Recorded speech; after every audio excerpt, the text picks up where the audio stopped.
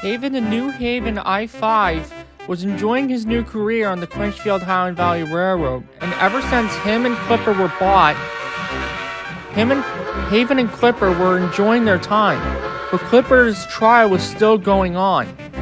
So Haven had to do most of Clipper's work as well as his own.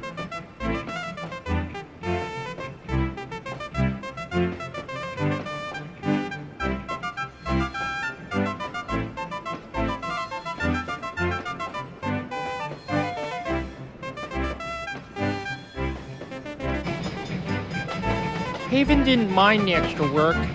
It gave him a chance to exercise his wheels. But every now and then, Haven would often see his brother Clipper in case if he needed something. Haven didn't mind pulling freight, but passengers was his favorite thing to do.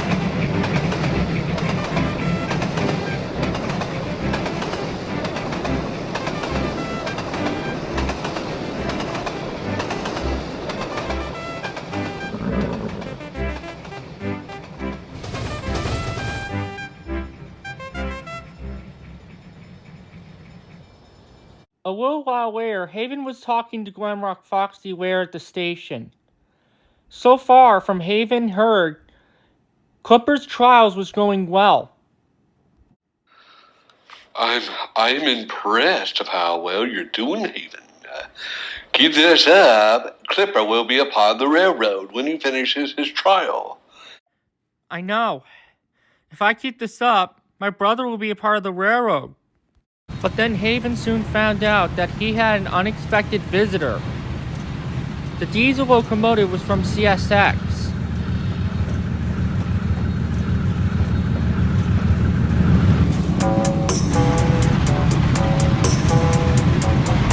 Haven, this is Giles. I brought him here on trial from CSX. If he is worthy, he'll work on the railroad. He needs to learn. Please teach him, Haven. Yes, sir. Good morning. Pleased to meet you, Haven. Hello. I can tell that diesels had replaced my class back then years ago.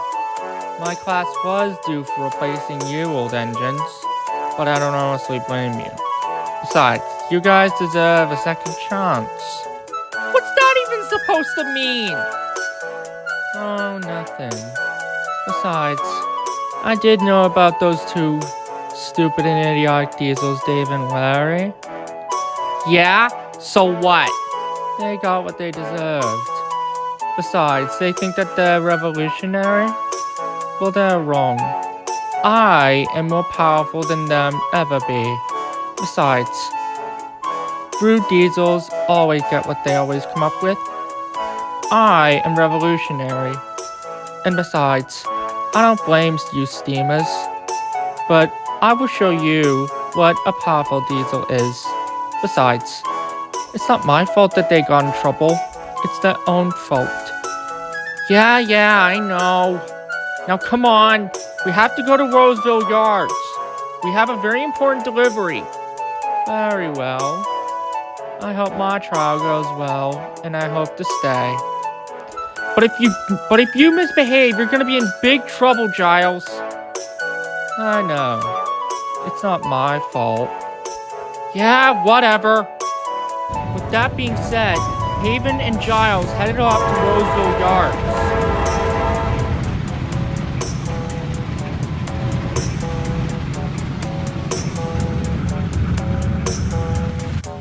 But unbeknownst to Giles, Aiden had been watching from the siding, and he had been listening to the conversation.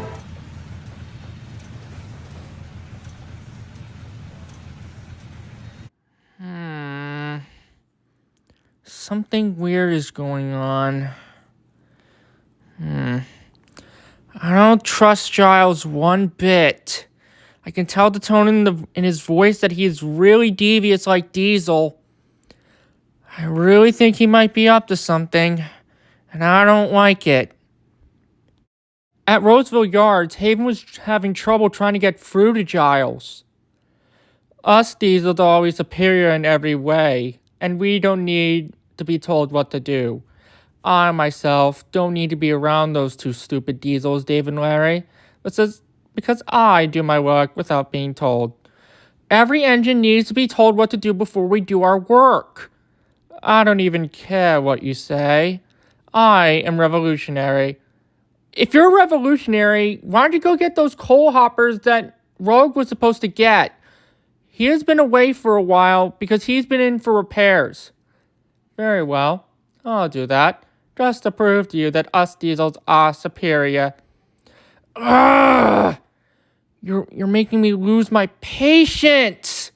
That's good, but once I get you exposed, no one will be able to trust you. You don't do that. You better not. I will do it. If you do that, you're so gonna pay. Whatever. If you try to get me exposed, I will report you. Giles was the only locomotive available to get the coal hopper since Rogue was away at the repair yard. She had to take the coal hopper straight to Tidewater.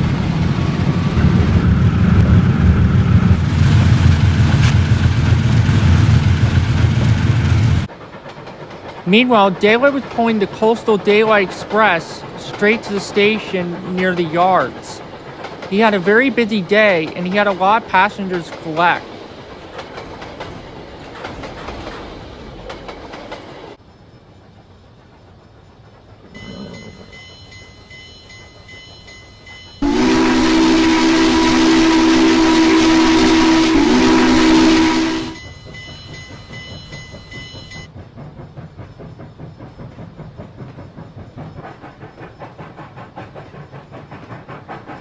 Daylight parked his coaches at the station and came to a stop.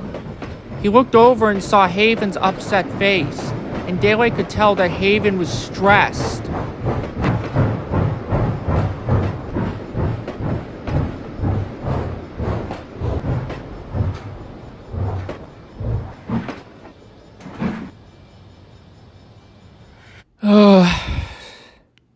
You alright, Haven? No, I'm stressed. It's because of Giles. I can't stand him. Well, now that you mention it, I had to deal with 3 other locomotives on the Southern Pacific. Really? Yeah.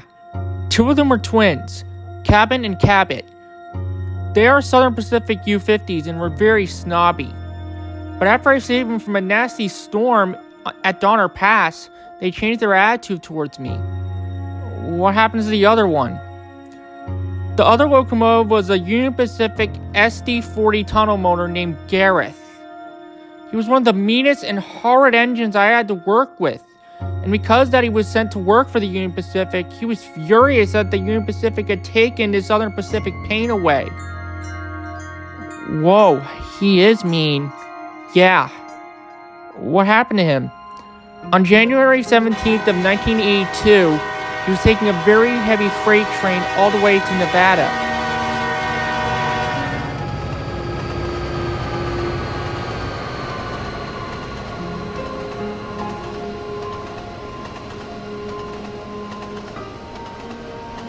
Until disaster struck.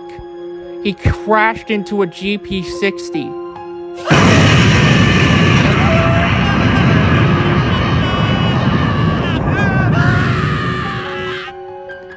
It was a horrifying and gruesome sight.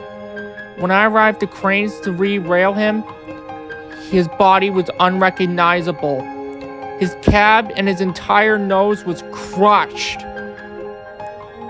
He was beyond repair and sent for scrap. Jeez. I never knew that an engine with an attitude like that could lead them to a death. I know. It would have been better if he had changed his attitude. Agreed. If Giles would have that same attitude, that would be bad. But I hope he changes his attitude. I don't think it will be possible, Haven. But I hope Karma will come hit him in the back buffer beam. I agree.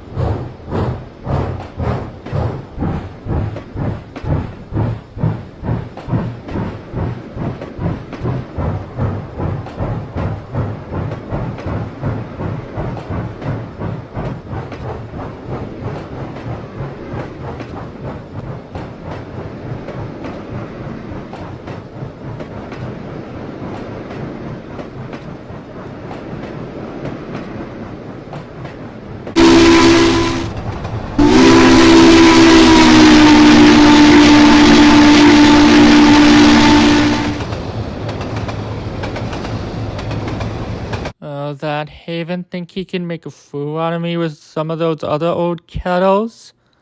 We'll see about that, Haven. We'll see.